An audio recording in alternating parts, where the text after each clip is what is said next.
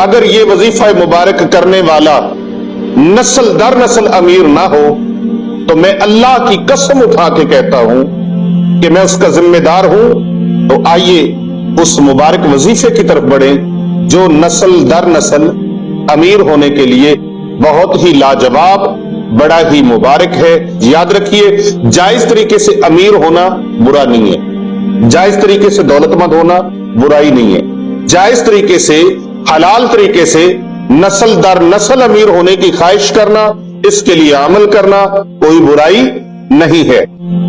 جو منقول اذکار ہیں یا اقوال بزرگان دین سے ہیں، وہ وظائف وہ ورد کرے، یہ ہو ہی نہیں سکتا کہ اس کی دعا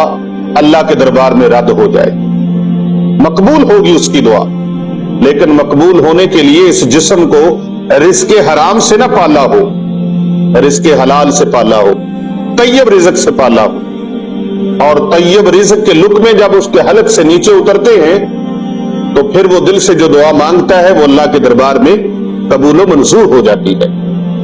تو آئیے اپنے مبارک وظیفہ کی طرف بڑھتے ہیں کہ اگر کوئی شخص چاہتا ہے کہ وہ نسل در نسل امیر ہو جائے، وہ بھی امیر ہو جائے، اس کی نسلیں بھی امیر ہو جائیں، اس کی دولت کسی صورت کم نہ ہو، ختم نہ ہو، بلکہ بڑھتی رہے، تو اس کے لیے یہ بہت مؤثر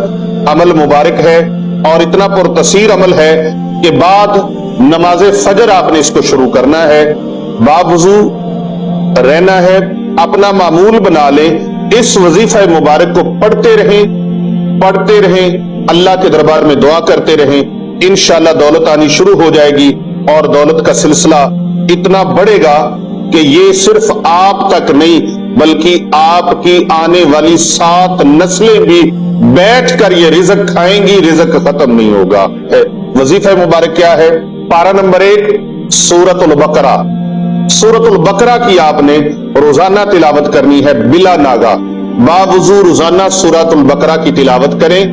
اور اگر پوری سورۃ البقرہ آپ تلاوت کریں تو بہت عالی شان ہے، بہت عالی شان ہے۔ اور اگر کوئی مجبور ہے پوری کی پوری سورت اس سے پڑھنی نہیں جاتی تو وہ پوری کی پوری سورت روزانہ سنا کرے اور اس کا آخری رکوع اپنی زبان سے پڑھ لیا۔